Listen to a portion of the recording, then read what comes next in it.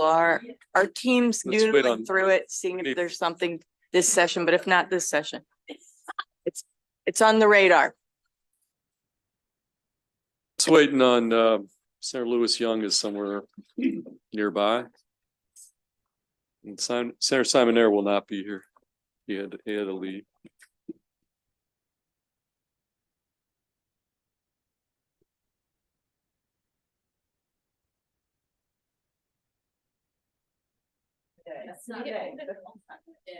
Good times. See?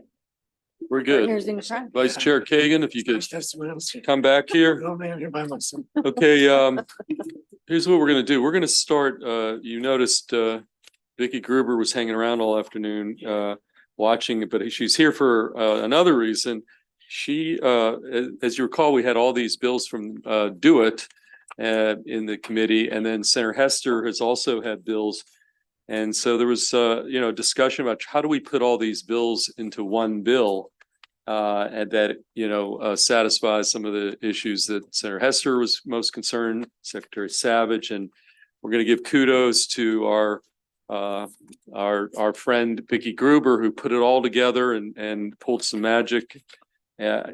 Well, what am I going to say? Pulled a rabbit out of the hat or something. I don't know what the analogy is, but that was standing. So we're going to start with Senate Bill 982 at the bottom. And there is a sort of overview document that should be on your desk that, basically walks through some of the big picture salient points. But I'm going to let you, Vicky, if you don't mind, maybe just walk the committee through, and then we've got a reprint of the bill also in front of us. Yeah, and absolutely. So yes, I'm sorry. when you said incorporate all the IT bills, do we know what they are? I know that we have one. Three. What's that? I think there were three. There was Senate Bill 982, which is in front of you, Right. Two department bills. Senate Bill 247 and Senate Bill 294. And those were departmental bills? Those were the two departmentals, and this was an effort to harmonize all those bills. Okay, I understand. Thanks. Right, and I understand Secretary Savage is okay with what we've all come up with here. So it's basically taking three bills, putting it into one bill.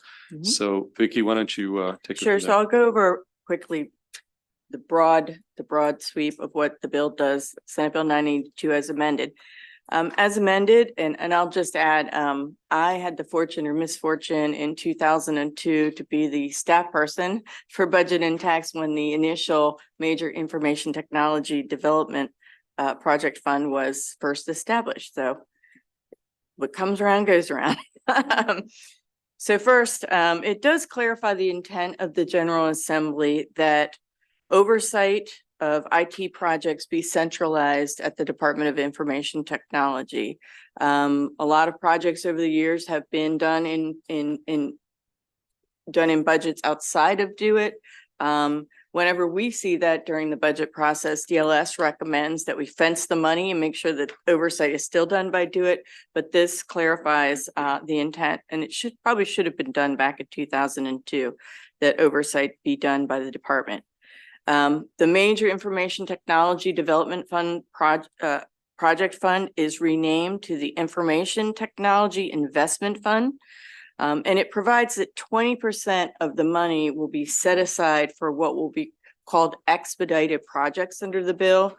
These are projects that are not major projects that agencies can apply for, projects under $5 million or over $5 million that agencies can apply for so that they can make incremental progress. Right now, the way that the MITDP, the Major Information Project Fund, works is agencies, it's a very administrative, burdensome project. So agencies are hesitant to make incremental progress, cyber progress, other progress.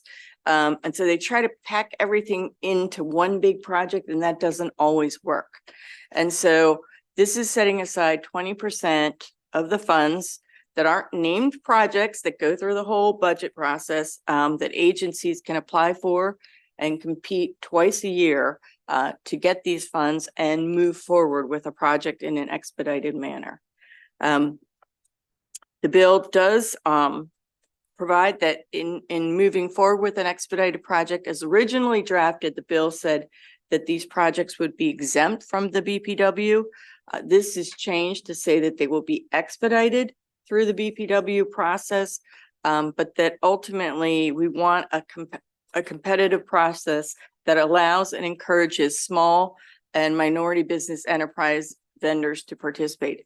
And I will say, from the big building that you see going up, one of the ways that we have made sure that we are meeting the state's MBE goal is to break up contracts into smaller projects so that we can meet the state's MBE goal. And I think this expedited project process will encourage that. And so IT projects historically have not had great MBE participation. So hopefully this will encourage that.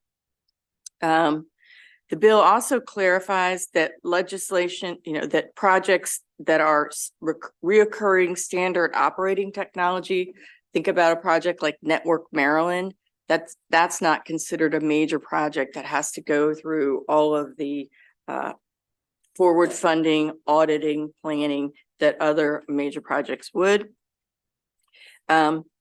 An idea, we had a work group, and one of the ideas that came out of the work group from the budget and taxation members were that the fund could possibly be used as a revolving loan fund.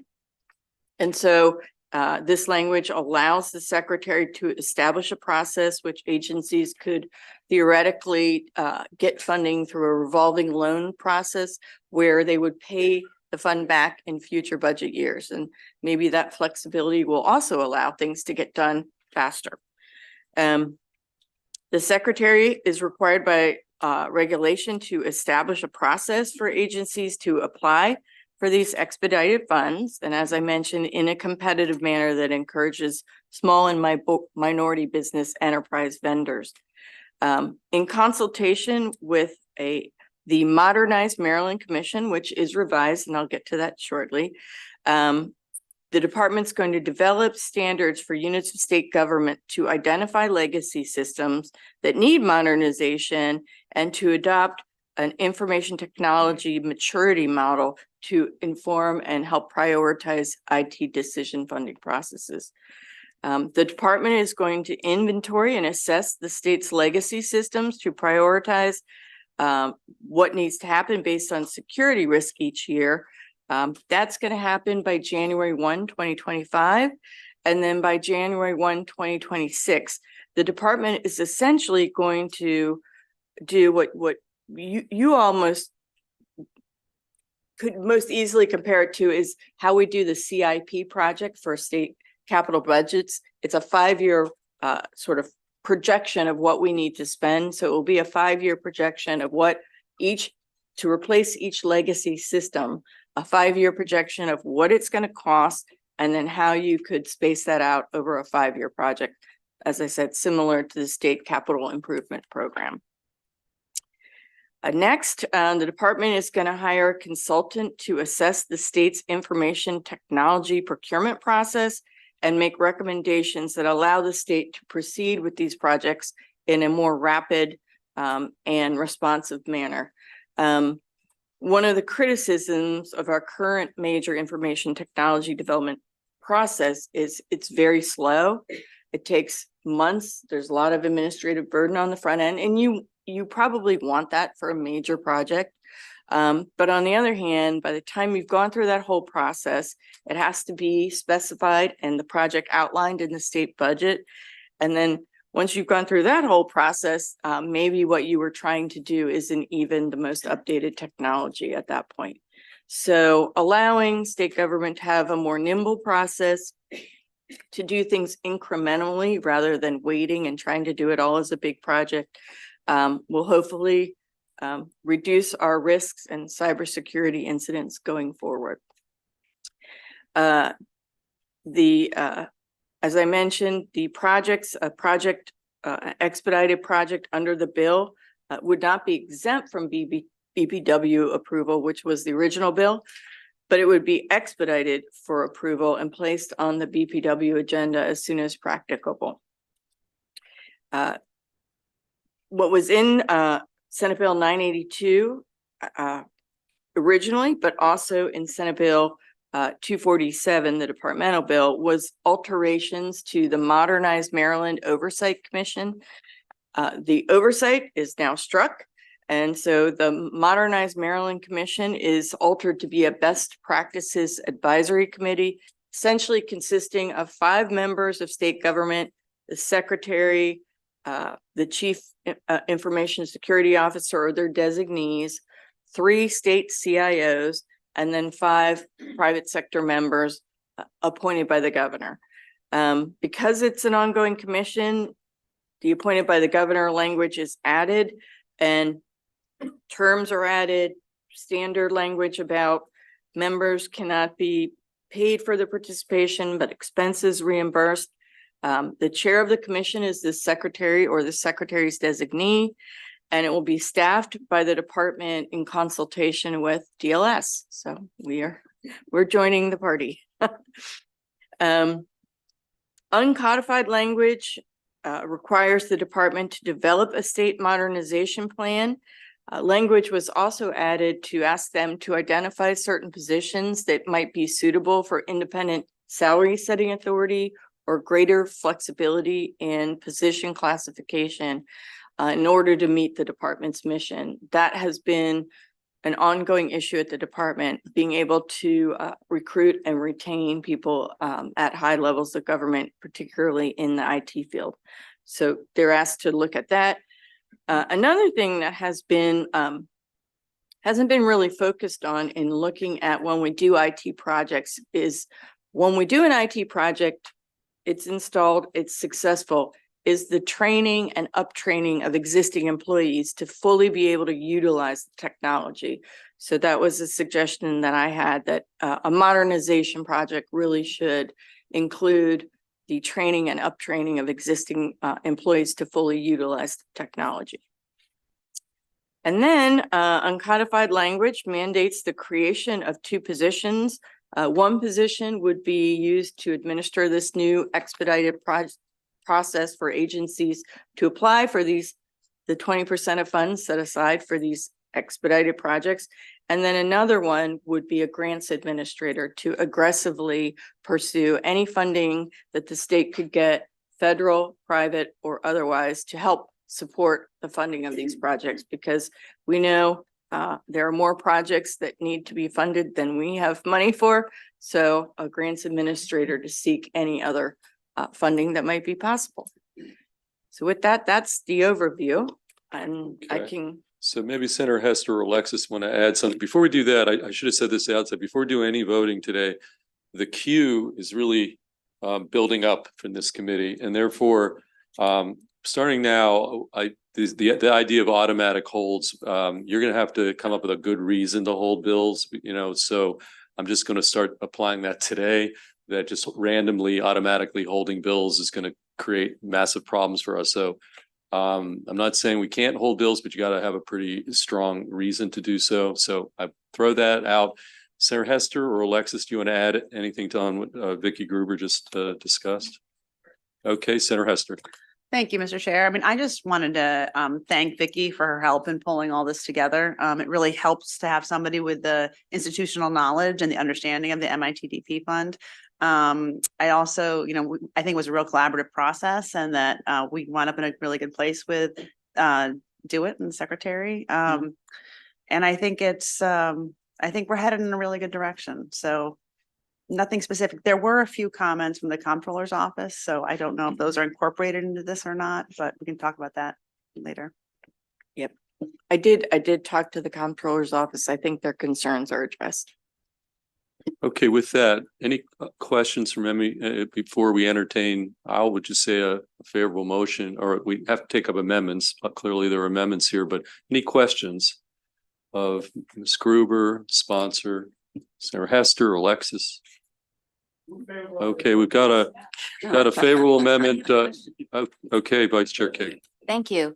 Vicky, you said MB, Minority Business Enterprise, and I wonder if that's sort of the generic term, or if you're saying specifically, because there's women-owned enterprise, there's small business, there's veteran-owned. I wonder if you could say, I'm trying to speed read through this. Can you clarify, please? The language used was small and MBE. Small and enterprises. minority You could add women to that to make sure that it was, I mean, they do get classified and certified as an MBE. It's a woman-owned MBE. That's why I was asking, is it generic, or does that include? Yeah. And does that include veteran-owned businesses? I don't believe so. I don't think they're classified as an MBE.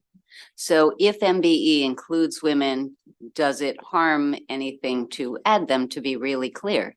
That it is not the General Assembly's intent to not include anyone? I mean, if it's. Yeah.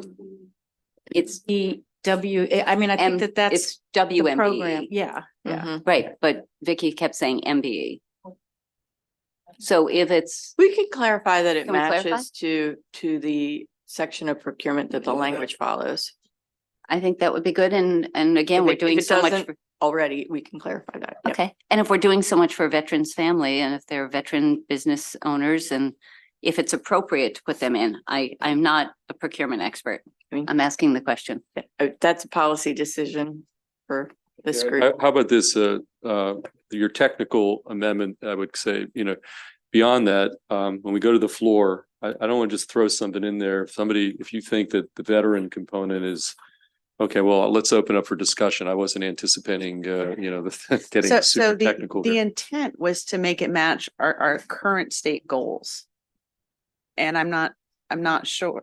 I don't have them in front of me, but that was the intent. What it could do, the technical amendment, is I could just cross-reference that section of law rather than, have, you like to do plain English, but if I cross-reference that section of law, it would encompass everything that has already been established by the General Assembly as a goal. And doesn't undercut the bill. That makes sense to me. Thank you. Thank you, Mr. Chair. Okay. Senator Augustine moved the amendments subject with this technical cross-reference that Ms. Gruber just mentioned. I have one amendment to the amendment. Okay. What So is- I'll second the amendment. Okay. Okay. Well, how about we do that and then you can offer your own Amendment to the separate amendment. amendments. So first, let's take an amendment, a vote on the amendments as contemplated in the reprint. And plus this technical amendment, okay, discussion. Okay, seeing none, all in favor of the amendments incorporated in the reprint, raise your hand.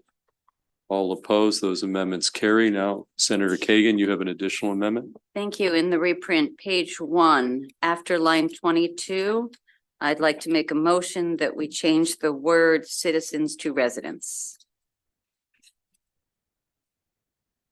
Okay, any discussion about that change? Could you explain your thinking on that? So we. It's about inclusion, and I don't think we want to check everybody's citizenship status before we seek to help them. This is the greatest needs for the public health, education, safety, or financial well-being. And I believe it should be of the residents of Maryland. I don't think it's complicated. Okay, any discussion? Senator Hester, anybody? No, the only thing I would say is there's another section in the definition of what's a major information technology project that uses that same language. So might want to change it there. Yeah, it's on the top of page 3. It's in current law. Critical. May my motion just say every place in this section on this bill that I says think that's, citizens should yeah, be that's the only residents? one. Thank you. Thank you. Okay, any additional questions on this amendment from Senator We're gonna Kagan? have a vote, or is there? Well, you moved it. I Is there moved it. Second from Senator Hester, all in favor of that one word change, raise your hand. All opposed, that Kagan amendment carries. Any additional amendments anybody wants to offer? Senator Hester. Well, Senator Malcolm Augustine was so kind to join the work group along with Senator King and Senator Rosa Pepp. I just wanted to invite him to be a co-sponsor. Let me ask you this, who does not want to be, who would like to be on, okay, raise your hand if you want to be a co-sponsor of this important piece of legislation. Okay, we've got Brooks, Hester, Washington, Feldman, Kagan, Augustine, Watson, and Lewis Young. Okay, do we get that? Okay, all in favor of the And Kagan, yes. All in favor of the sponsor amendment, the separate amendment, raise your hand. All opposed, that carries. Okay, any additional amendments? Okay, now we have the bill in front of us as amended. Is there a motion? Senator Hester, is there a motion? Okay, on the bill as amended, a favorable, Senator Augustine, second. Okay, all in favor of the bill as amended, we are specifically talking about Senate Bill 982. Raise your hand. All opposed, that bill carries unanimously. Dara needs to get out of here. So we have a bill, Dara's other bill here, Senator Hester, Senate Bill 835. Let's just, thank you, Vicky Gruber. Dara, why don't you explain, we started this yesterday and there was a piece of information you didn't have, Senate Bill 835. Senate Bill 835, Environment Delegated Authorities, Well and Septic Program Permits. This bill requires a local health department or county government to which the Maryland Department of the Environment has delegated authority to administer a well and septic program to submit a schedule of review times for well and septic program permits to the Department of the Environment for approval by December 1st, 2024.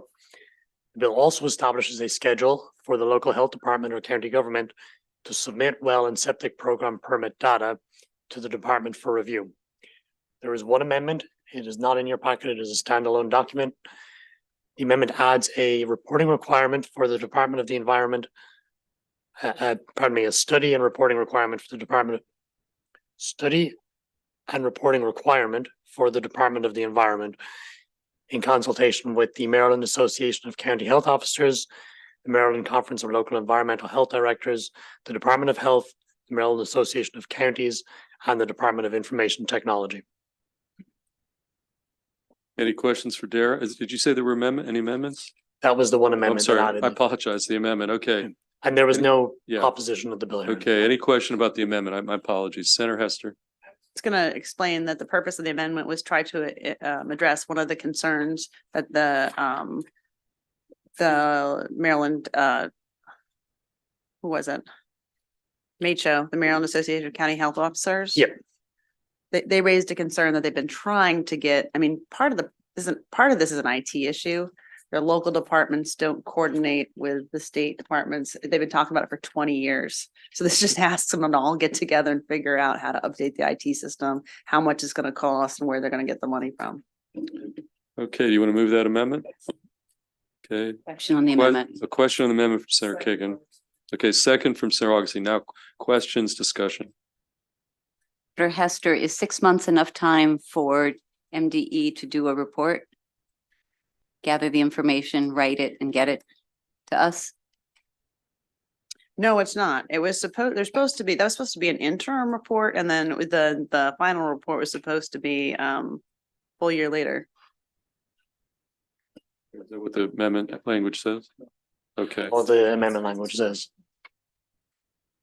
I'm sorry? That's not what the amendment language says. December 1. Yeah, So let's just for ease of simplicity, I think the vice chair for pointing that out, maybe we just change this to give them a full year. Okay. I kind of do, but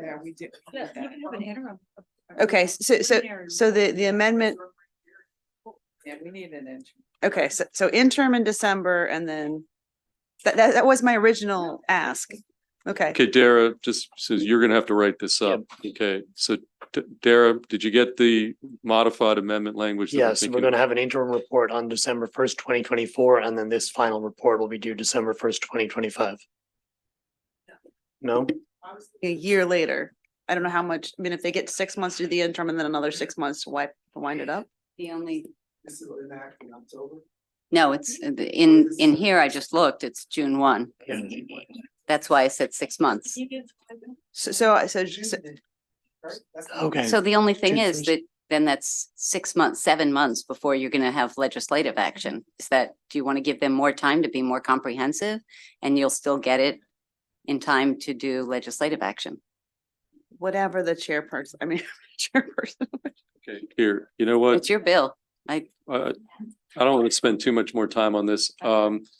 We could ponder this and Let's- vote it on Monday, you know, if you want. No, I want If to you get it out. Let's, Want let's, to wordsmith this. let's- Okay. I so liked what Senator Augustine said, which is the interim report, December 1 of 24, and the final report in December 1 of 25. And then you can take action in 26. thank you. Darren, Is that, did you get are you that? still favorable on the I amendment? got it. Okay, so well, let's do a redo. Okay, do you got that? What we just talked? Okay, so let's do a redo of this revised amendment. And I heard a motion favorable from Senator Hester. Did I hear that correctly? And a second from Senator Augustine. Everybody understand this modification? Okay, all in favor of that modified amendment, raise your hand. All opposed, that amendment carries. Yes, Senator Gallion. Been asked previously, but just as a refresher, so we often anymore ask for these reports, and you know, it says it goes to the governor and the committee. So, I mean, does any of that stuff get, would that one like be emailed to us individually also, or does that just go to this big binder somewhere in the back committee room that I mean, could you just tell us where this goes, where we can actually read it? That language, that boilerplate language you say, that means there's a specific process and they have to submit it to DLS and it goes to the library. There's a link online that you can find any report that is submitted to the DLS for that purpose. So yes, the DLS library keeps a copy of every single report. That's why we have that language. Thank you for that reminder. I couldn't remember. Okay, any additional questions, queries? Okay. Where do we leave it? We had We have the amendment. we have the amendment. Yeah, We didn't vote. We had a motion. We need a motion on the bill as amended.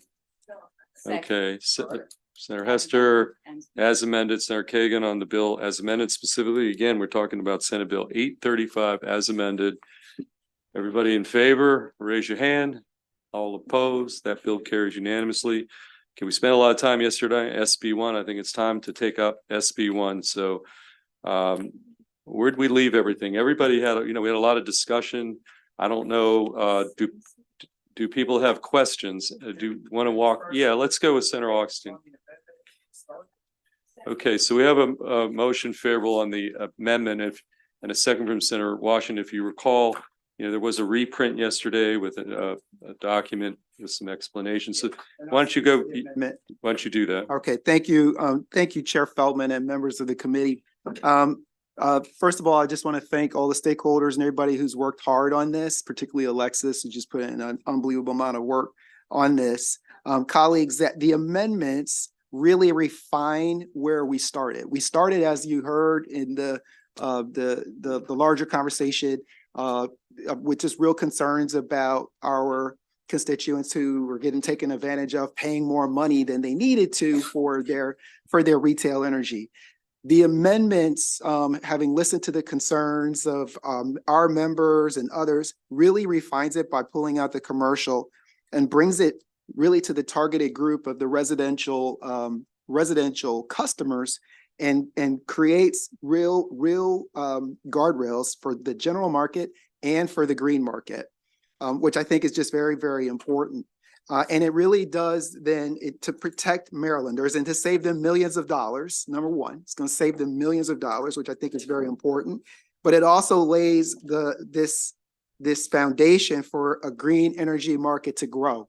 So it really is doing both of those things. I think it's very thoughtful. I think it's a very good amendment from an original concept, and I've already moved it, and I hope that you all will support this amendment. Okay, questions for Senator Augustine, for Alexis? Okay, Senator Carrizo. So this is the amendment that in essence removes the commercial. That's one of the main elements. Over all of the other elements yesterday as well. But everything that Alexis talked about yesterday really was changes that remove certain things and then refine them technically. But yes, so the things that we talked about, removing commercial, removing penalties from the sales folks, and then different guardrails for the market, for both sets of markets, really is what what was in all the changes. Okay, additional questions? Senator Gallion. I apologize for missing some yesterday. So just a couple. I don't know if this would be a question for Senator Augustine or for the PSC. Because I think in their original testimony, they had some issues with implementation. So can the PSC implement the increases to the regulatory requirements that are in the new version? I'm not sure which part of it, because we do task them with a few different things. Do you have any one specifically that you're interested in? Now, I just want to know if they were able to implement this. Yeah, I mean, my understanding is that they can, and we will also put inside this piece of legislation the opportunity for them to increase the number of pins that they have, so they'll have the people who will be able to do it. We're not creating anything new here. I mean, these are all practices and things that they have done or that other jurisdictions have done. So it's nothing new, and we've increased their ability to have the resources to be able to do it. And then following up on the, Alexis. Well, Senator, what's I that? said I can chime in too if it's helpful. Under the bill originally, there wasn't a debt or a delay in terms of the requirement to license the salespersons and the vendors. So that was delayed to July 1, 2025. There may still be an outstanding question about the implementation of the ban against purchase of receivables. That was a concern that the Public Service Commission shared. But in terms of the licensing, that may have been fully addressed by the delay for a year within the amendments. And then another thing, the 12-month trailing average of the SOS rate. That's still in there? It is, and again, this is not a novel concept, Senator. This is already being done in New York for both electric and gas. So this is nothing that is not already being done. So in effect, that's a price cap? It is, yeah. Okay, so It's a price cap that's going to save your constituents in your district a whole lot of money that they currently are paying more than they should, because folks have been using deceptive practices and deceptive things in order to take literally $150 million out of the pockets of our constituents in the state of Maryland. That's what that protection is going to do. Now, what we have done is that we've said, though, that if folks want to pay more for green energy, that's still going to be available to them. They're still going to be able to do that. We still have that as a part of it. But if it's just for the regular roll power that we already get when we just sign up for our electric bill, the way it is right now, what you pay there, we shouldn't have people paying more than that because they've been taking advantage of a deceptive practices and stuff like that. That's all that it does. does the bill in its new form allow for auto renewals? It does, underneath making sure that there are those price protections like we talked about yesterday. And for the general market, it does not in the green market, because we learned, so because we have the flexibility in the green market, we want to make sure we don't fall into the same traps that our folks are falling into historically. So we're going to learn from what happened, right? We're going to allow for there to be some more flexibility on the price in the green market, but we're going to make sure that we have the protections, because those things have been taking advantage of people in the past. Yeah, that's pretty much my question. All right. Okay, additional questions for, again, Alexis, Senator Augustine? Okay, so we have a motion favorable on the amendments, a second from Senator Washington. We're going to do roll calls on this bill. We're not going to mess around. So, Moria, take the call. Just on the amendments. Senator Kagan? Aye. Senator Augustine? Yes. I'm sorry. Senator Kagan, yes. Senator Augustine, yes. Senator Gallion? Yes. Senator Gallion, yes. Senator Watson? Senator Watson, yes. Senator Lewis Young? Senator Lewis Young, yes. Senator Brooks? Yeah. Senator Brooks, yes. Senator Carozza? Yes. Senator Carozza, yes. Senator Hester?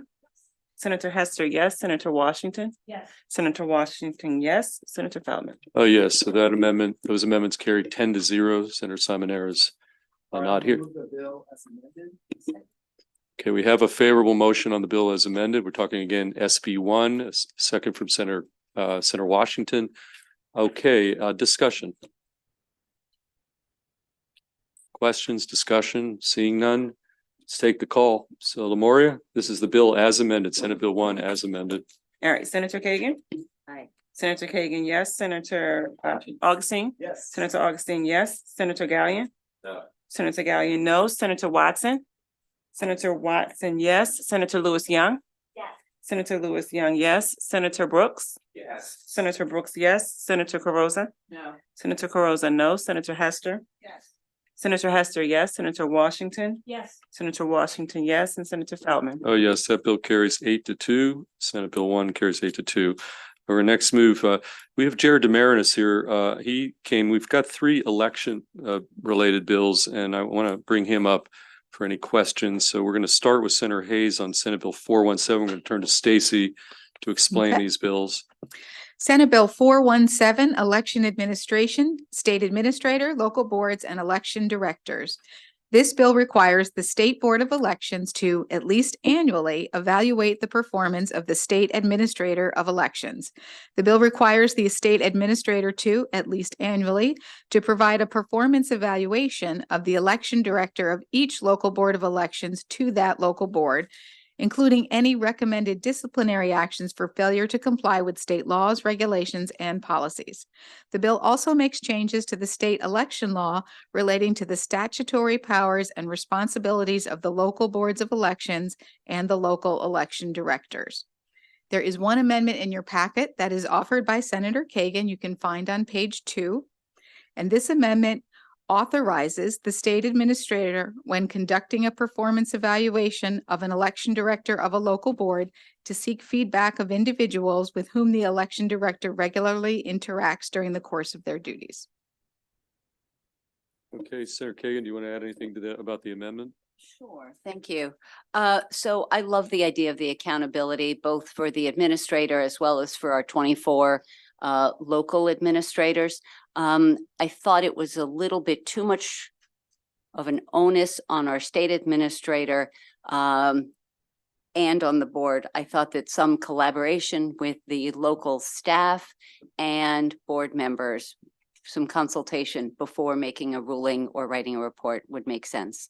So modest, but I thought that was a good idea. So I'm going to move the amendment. Okay, any questions on the amendment from Senator Kagan? Okay, discussion. Okay, is there a motion on the favor on the, you want to move the amendment? I already did. Okay, second. Is there a second on from Senator Washington on the Kagan amendment on this piece of legislation, Senate Bill 417? All in favor of the Kagan amendment on 417, raise your hand. All opposed? Anybody opposed? Senator Gallion, you're for? Okay, that amendment carries unanimously. We now have 417 as amended in front of us. Is there a motion? Move favorable. So, okay, favorable Senator Kagan, second from Senator Augustine. The discussion. Okay, all in favor of Senate Bill 417, raise your hand. All opposed? That bill carries unanimously. Let's next go to Senate Bill 480. Senate Bill 480, Protection Election Officials Act of 2024. Prohibiting a person from knowingly and willfully making a threat to harm an election official or an immediate family member of an election official because of the election official's role in administering the election process, and establishes that a person who violates the act is guilty of a misdemeanor and on conviction is subject to imprisonment not exceeding 3 years or a fine not exceeding $2,500 or both. There is one amendment in your packet on page 3, which was offered by the chair. And this amendment revises the definition of election official to include individuals that take a certain oath under the Maryland Constitution who assist in the administration of an election, and pages. Be clear that amendment wasn't by the chair. It was by me. Was it? I mean, which is fine. Let the chair grab it. I So the Oh, concept. you're right. Sorry. That's okay. Okay. May I describe the amendment? Sure, yeah, I mean, Stacy just absolutely. did a great job, but absolutely, yeah. bottom line is we want to protect as many people as is feasibly possible who are vulnerable and who are working for democracy and working for our elections. So that just clarifies and widens a little bit. So I move my amendment. Okay, any discussion on the Kagan amendment? And I should note that this whole issue was championed by Senator Kagan, you know, when it was her bill. Now it's the governor's bill, so this is a governor's bill, but he took it from Senator Kagan. That It's all said, good. It's all good. Okay, any question again about this amendment? Okay, all in favor of this amendment, raise your hand.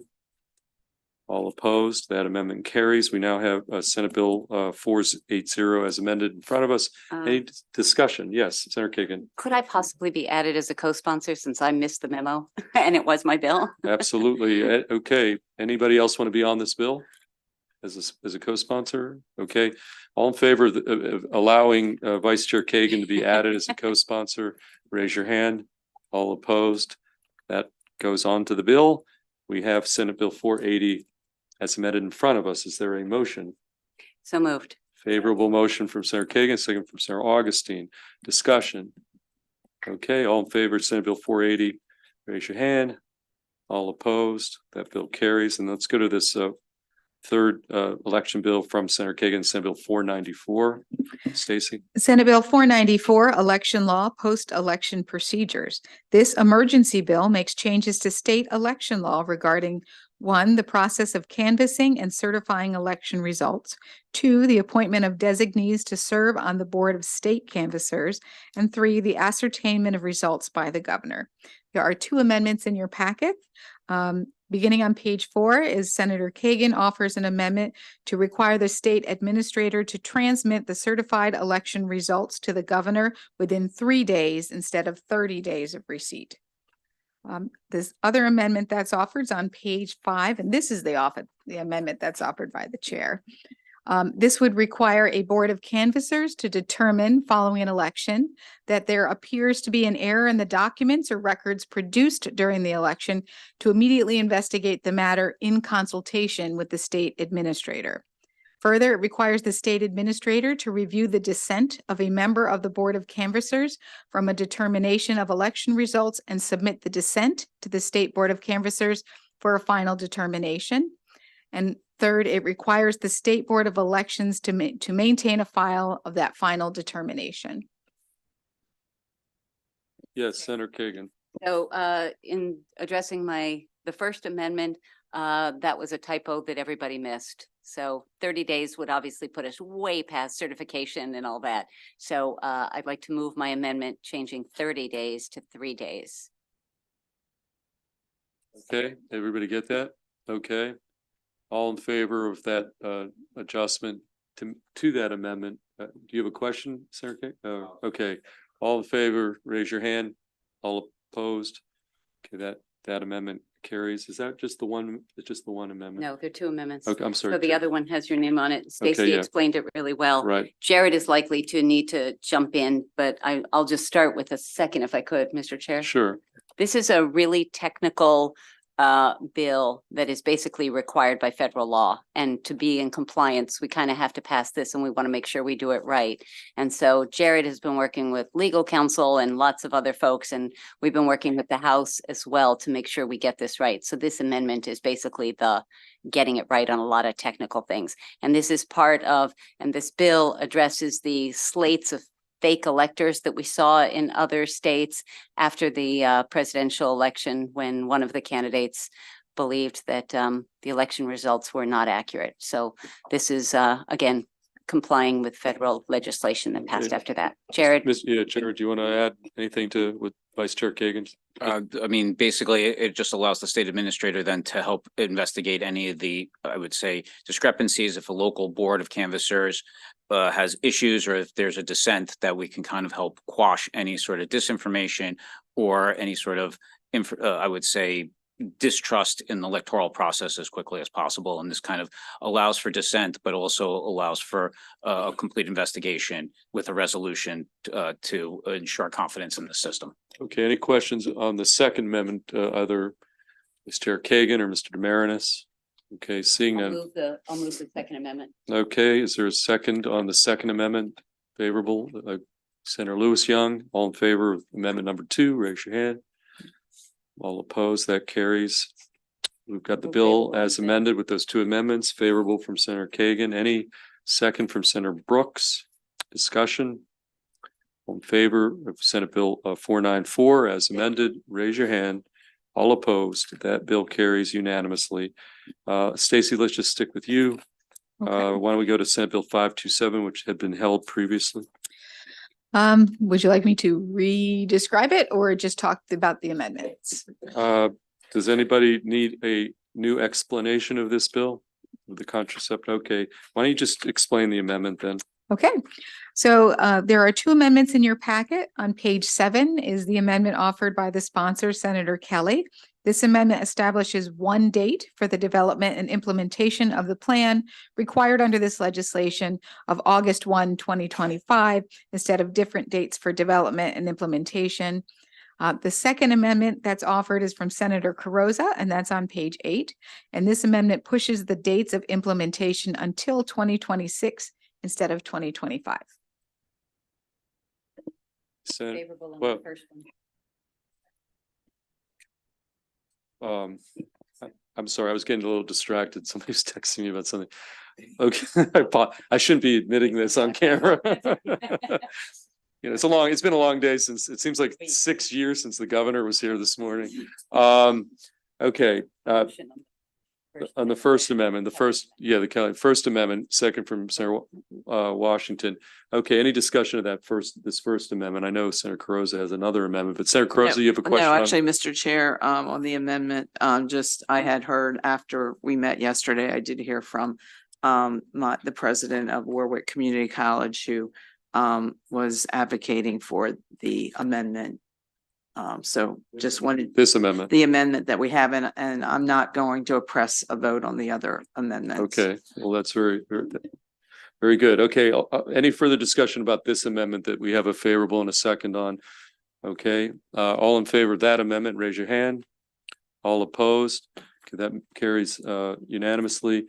And so I know there had been another amendment drafted and you're saying you're gonna not press that. Is that okay? Is there a motion? Motion from Senator Kagan on the bill as amended? As amended, 527. 527, is there a second? Senator Lewis Young. Okay, again, Senate Bill 527 as amended. We'll take a roll call on this one because I think there was some. Okay. No, this is on the bill as amended.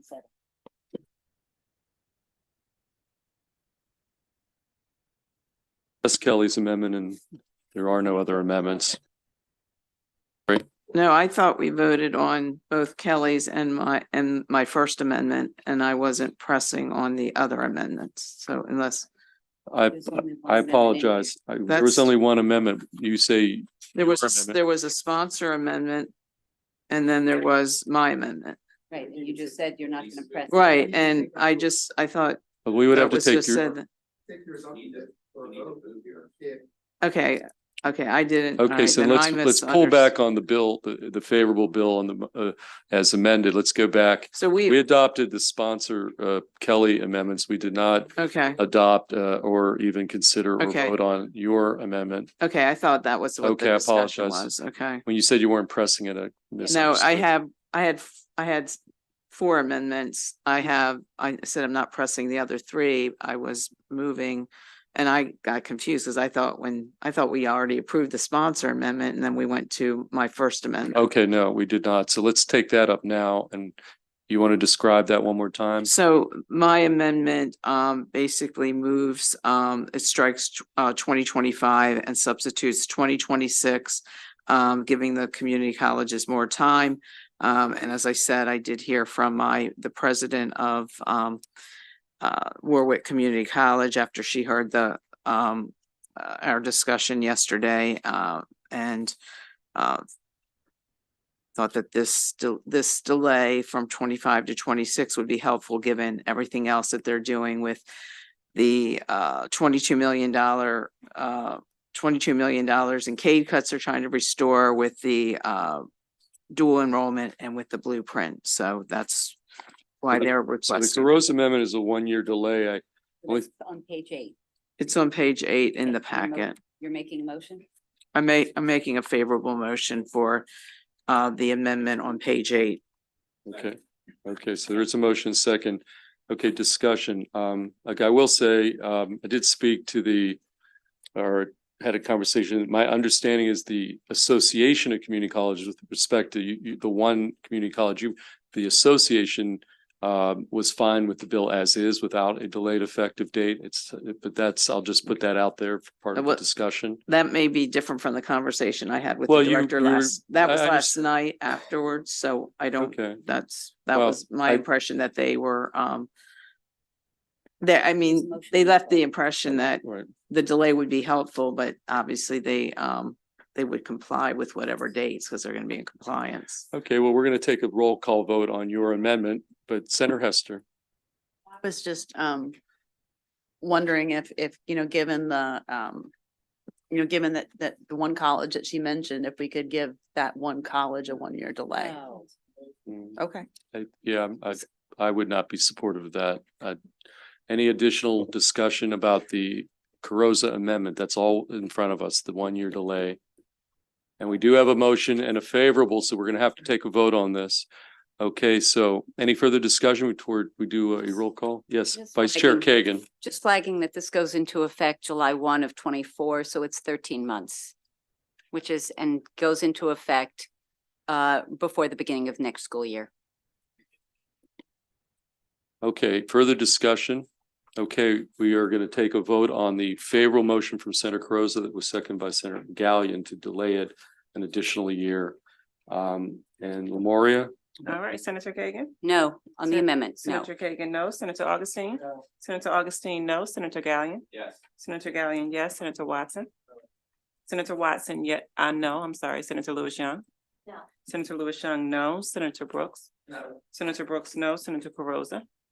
Yes. Senator Carosa, yes. Senator Hester. Senator Hester, no. Senator Washington. No.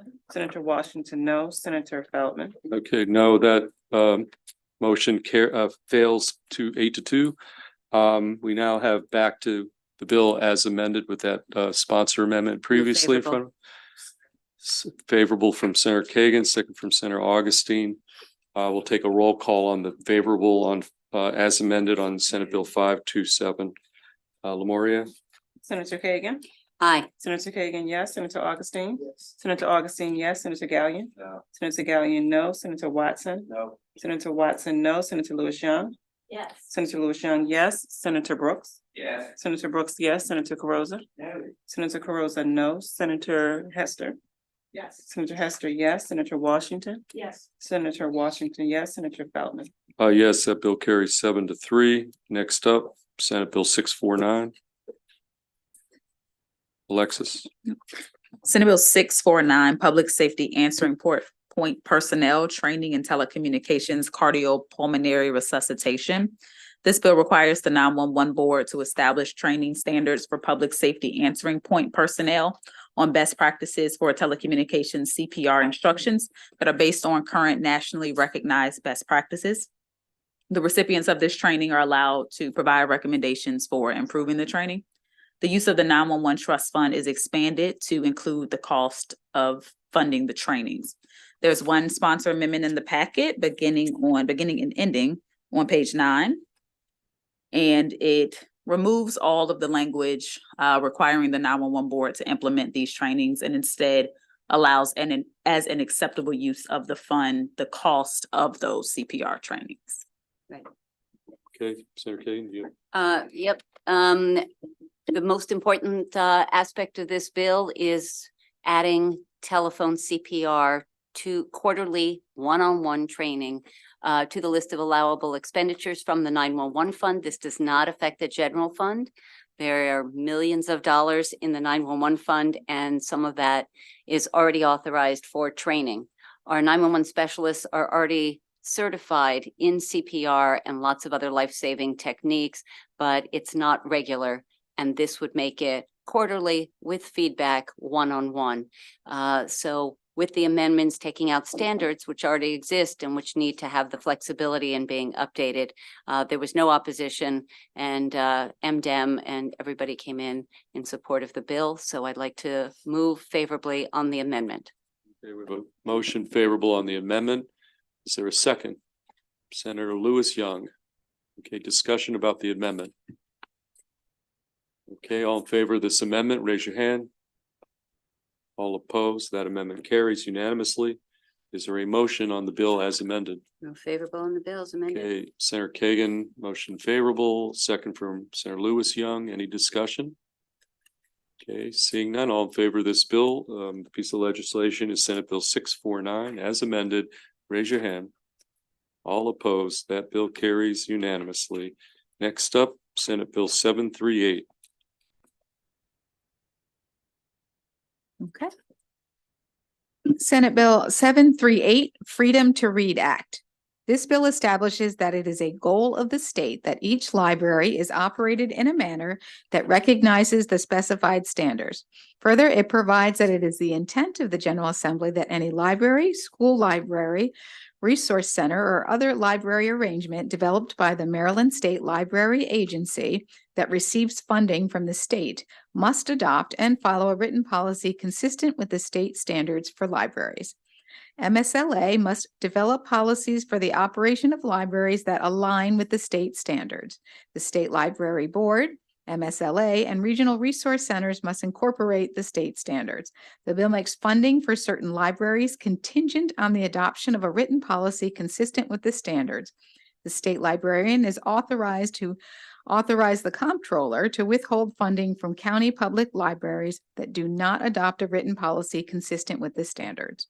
There is one amendment offered by the sponsor, Senator King, and that is a standalone packet that was distributed to you yesterday.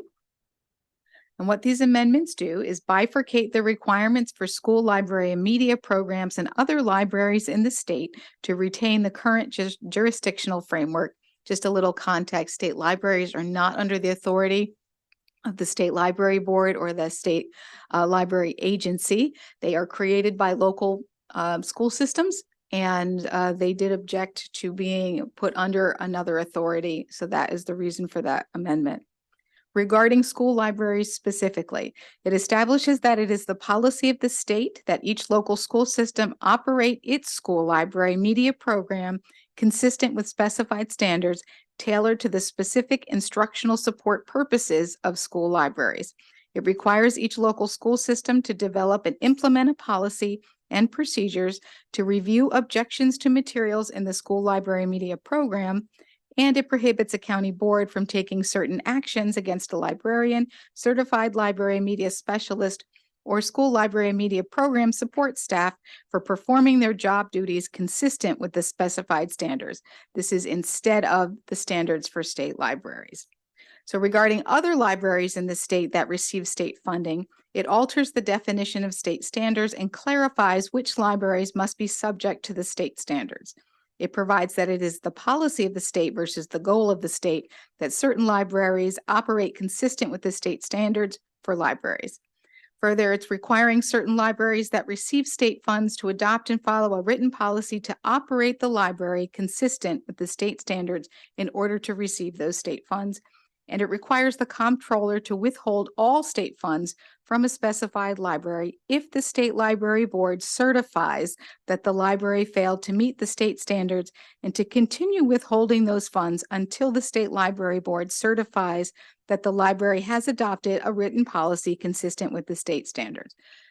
That amendment that came in from the comptroller's office, there was concern that they would be responsible for making those decisions, and they wanted the State Library Board to certify that those written policies were consistent with their own policies. Any questions for Stacy? Yes, Vice Chair Kagan. Stacy, I'm in the interlineated page 2 of 19. Sorry. I'm looking at the review of materials. 2(3), describe the individuals who will conduct the review of materials that are the subject of an objection, ensuring that members of the review committee reflect the population of the county. I'm just wondering, that's really broad. What does that mean? So each local school system will be able to establish their own committee. So for example, some committees may be smaller than others. This retains some local control, but put some standards on what policy they have to adopt in order to review materials that, for example, an objection has been filed with the county about. So in this case, they have to say, All right, the superintendent, the county superintendent will be on this review committee. They will have a library media specialist will be on this committee. They have to put in their policy the exact type of individuals who'll be part of the review committee. Totally understand that. Mhm. I'm looking on that reflect, the members of the review committee reflect the population of the county. So it just seems really vague. The people who are the loudest in, I'm just going to say frankly, in book banning activities could reflect the population based on geography or gender, but it may not reflect the population based on beliefs in access to library materials and freedom of speech. And So you think they're going to stack the committee with people who object to the materials? I think depending on who's making the decision, I would be worried about that. I kind of like a little bit more specificity when this goes back to this conversation in Senator Gallian's bill on Harford County. I mean, normally when we do boards and commissions and all that, we talk about, race, ethnicity, gender, geography, blah, blah, blah, that are adequately reflective of. It just seems to me that this is really vague. And I could totally stack the deck to make sure that my people are on this committee, and my people, I can do gender diversity, I can do racial diversity, geography. I'm just not sure it's going to adequately reflect. I don't know. Sorry. So it's on page 2 of 19 in the interlineated copy. It's down under subsection B, paragraph 2, and then it's in Number 3. Yes, subparagraph 3. Okay, here, Or item 3, I should Can I say. just interject? Here's what I'm going to propose. There's a lot here and there's discussion. Rather than just taking this up, why don't we bump this to a next voting session? So you can review this a little bit closer. I don't want to spend too much more Yeah. time. Thank you. The final thing before we break for the weekend, I did like we did yesterday. Yes. Oh, yes, Senator Carrozza. Mr. Chair, from yesterday, I was under the impression that we were going to be taking up SB 573, and it wasn't on the voting list.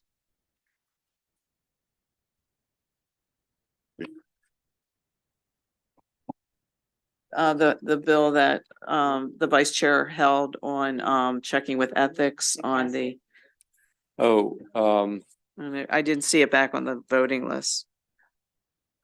Off the list this It's an morning. That's all. inadvertent omission. Yeah. Okay. Well, we could. We were going to get more information about it too. I can't recall. We left it.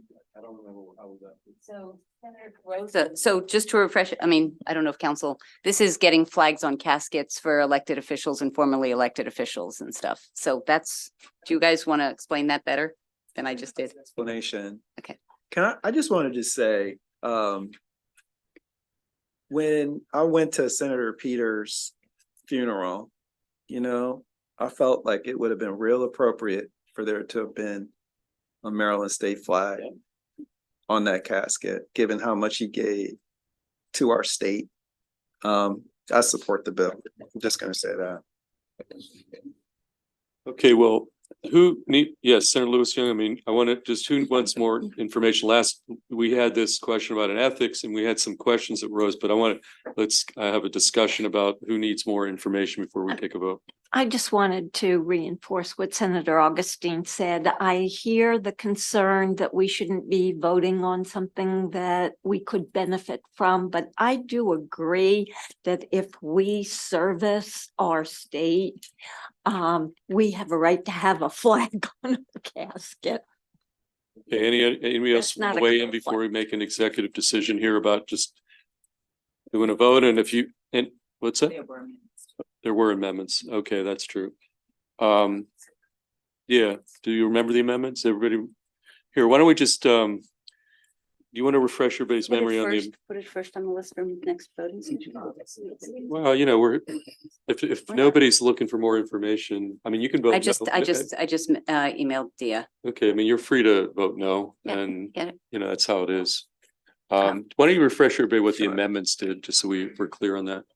So there's a requirement in the bill for the Secretary of State to drape the casket of an eligible decedent, which includes several governmental officials, executives of state government units and departments, members of the General Assembly. The flag has to be wholly produced in the United States unless there is a reason where that is deemed unreasonable. The amendments hone in on the notification requirements of the Secretary of State to require them to develop a process for this request to be made to their office. And let me also add, look, this bill probably won't hit the floor till Tuesday, Wednesday. I mean, if we get some flag from ethics that there's an issue, we can Flag. pull the bill. Flag on the flag. Yeah, we can pull it back. I mean, so I would Yeah, think I it's agree. unlikely, but if it happens, we have a remedy. So I at this point, I would say that shouldn't be the reason we don't just take a vote. And again, everybody's free to take the vote however they deem fit. Yes, Vice Chair Kagan. Two things. First off, I totally agree with Senator Augustine, and I think Senator Peters served long and diligently and all that, and a flag would have been appropriate. The question is this bill. So yes, anybody should be able to get a flag. I'm just reading in the fiscal note, except when the deceased is a member of the military, the flag must be presented to the family of the deceased by the state senator of the legislative district in which the deceased resided or served. Must be presented?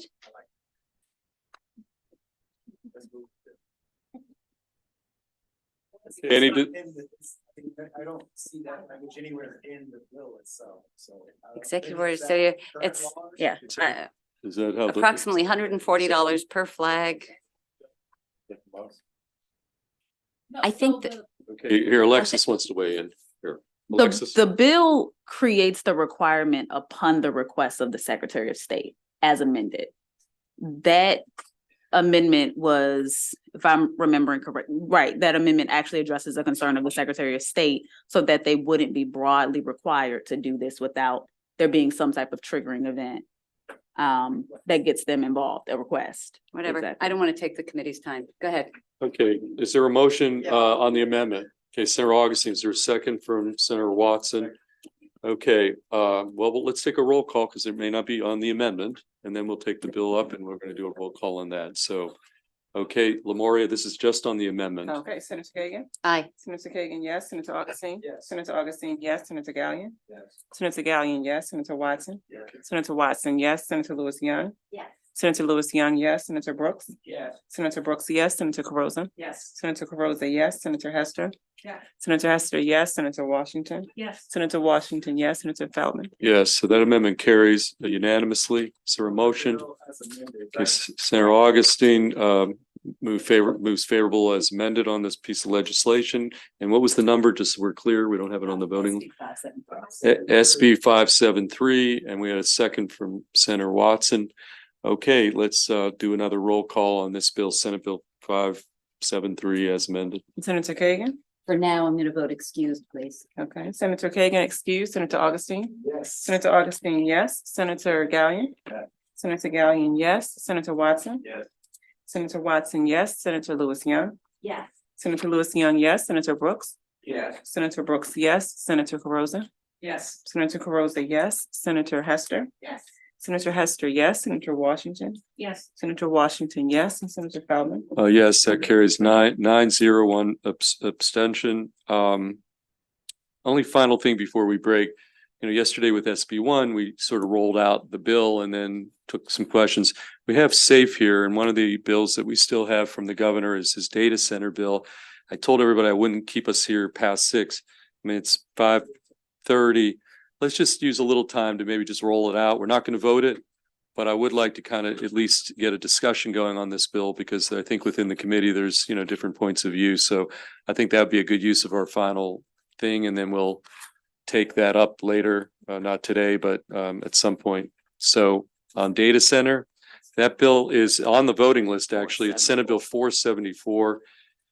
And SAFE, if you want to come up, maybe just to people have some questions, between you and Alexis, we could, field some questions. So Alexis, you want to just maybe give a general walk through, and then we'll break there when we've reached a certain point here. All right, so Senate Bill 474, Certificate of Public Convenience and Necessity and Related Approvals, Definition of Generating Station, Critical Infrastructure Streamlining Act of 2024. This bill broadly exempts from the requirement to obtain a certificate of public convenience and necessity, a generating station that is used for the purpose of on-site emergency backup and testing and maintenance, and that also was subject to permits to construct by the Maryland Department of the Environment. There are two amendments that are before you. One will be forthcoming. The first is sponsored by Senator Feldman, the chair, and that is indicated with a number 1 to the right in that right margin. And the second is sponsored by Senator Young. This first amendment from the chair makes backup generators exempt only if. Okay, put it, I think, to your left, but I can get you another one. Oh yeah, I think that's it right there. Okay. Yeah, so we have just again, everybody, we got a reprint here and, so, okay. So I'm currently looking at the version that has the number 1 in the right margin at the top. The amendment ID is 663920. So if we look at, yes, that's the one. The one with the number 1 is sponsored by the chair. All right, so reprint is about 8 pages, but at the bottom of page 1, it provides a definition of critical infrastructure. This is going to modify the use of these generating stations, requiring that they be used for critical infrastructure or as critical infrastructure in the event of an emergency. So what the amendments do is make the backup generators exempt only if the purpose of the generator is for emergency backup and testing and operations when electric service is interrupted due specifically to grid failure, or when there is equipment failure where critical infrastructure is located. Data centers are incorporated in this definition of critical infrastructure. The generating station also must be installed at a facility that is a part of critical infrastructure, assuming that the facility complies with noise and testing regulations. And that definition says all, so it encompasses state and federal noise and testing regulations. It also requires generator owners to submit a yearly report to the Maryland Department of the Environment on the frequency and use of the generators. Requires Maryland Energy Administration in consultation with the Department of Commerce to submit a report beginning in 2024 and every 2 years thereafter on backup generation technologies and the evolution of them. So that's the first set. There's a second set that begins. Yeah, that's the first packet for our consideration, all from the chair, this stack. The second stack is sponsored by Senator Lewis Young, placed that under the one sponsored by Senator Feldman. And these amendments maintain most of the bill, the current posture in relationship, to CPC and exemptions. But it also rolls in Senate Bill 861, which is a bill that deals with greenhouse gas emissions reductions for high energy use facilities, also known as data centers, essentially. The definition of high energy use facilities in this bill are facilities that provide data processing or cryptocurrency processing or the cultivation of cannabis. Under the bill, these facilities are required to ensure that the emissions are below, or the greenhouse gas emissions are reduced 100% below the baseline level for a particular year by 2040. These emissions reductions goals are incremental, and they're set for 2027, 2030, 2035, and 2040, again, with the ultimate goal being 100% below baseline by 2040. This amendment requires local health departments to monitor air quality at a frequency that the Department of the Environment requires. Requires a high energy use facility to test backup technology during non-peak periods. Requires the PSC to ensure that sufficient energy is available to avoid blackouts. requires a person in ownership of a high energy use facility to issue an annual report on annual greenhouse gas emissions, progress towards meeting the greenhouse gas emissions goals, a timeline for converting energy backups to greener alternatives if they are diesel, a copy of any power purchase agreements employed in the distribution of electricity to these generators or from the generators. The commission may require the report to include any other information that they require. It requires the Department of the Environment to submit one time to the General Assembly recommendations regarding high energy use facilities, including permitting specific recommendations. Okay, so we've got some different things going on here. Yeah, questions. This is why I think it's good to just, before we break, have some conversation. Senator Hester. Process point, I just wanted to make sure that council had the one amendment that I was on. Yes, Okay. yes, I mentioned there's an additional one forthcoming, wasn't able to, in the time that I got it distributed. Okay. For the Thank you so committees to much. review. And actually, just on that point, if people have additional amendments beyond, we need to get them to Alexis. I'll just say, by Monday, we really need to have these all in hand to have some kind of, serious conversation about different amendments. So, yes, Senator Gallion. Just one point, I noticed I had to look up 861. I was gonna look at the bill folder, but the hearing is not scheduled till 6 days from now. So I mean, that seems like a pretty big amount of new policy to put in that, and we're getting ready to have a bill hearing on it in less than a week. Well, it's not that complex, Bill. And my thought was, if we could put those goals into this bill, we don't have to have it as a separate bill. Okay, so this is a bill from the governor. So I don't mean to put Safe on the spot here. Any comments on anything you just heard from the, in terms of the position of the governor on some of this stuff, just so the committee has some idea, concerns, support, whatever you want to help the committee out. But just again, it's the governor's bill, so. Thank you, Mr. Chair. I know it's been a long day. The administration is supportive of Chair Feldman, your amendments to this bill. Okay, any questions for Safe? Anything, okay, just any questions generally about the bill before we break? Yes, Vice Chair Kagan. So thank you, Safe, for being here and for all your work on behalf of the governor and his agenda. Reading between the lines, does that mean you don't support anything that Senator Lewis Young put out, or might you have some parts you like and other parts you don't? Could you just clarify that for us, just to be? Thank you, Correct. Madam Vice Chair. I haven't actually seen the whole language, so I would need to see and digest it a lot better Sure. before we make a educated decision on this. But That the makes, decision that we are able to make right now is the one that we have seen and digested.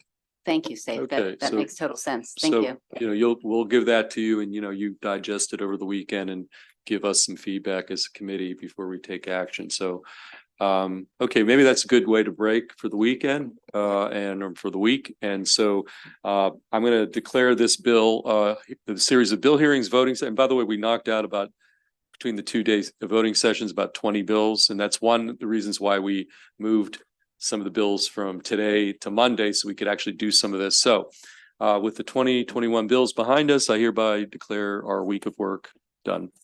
And we're in it once off, right? Yes, one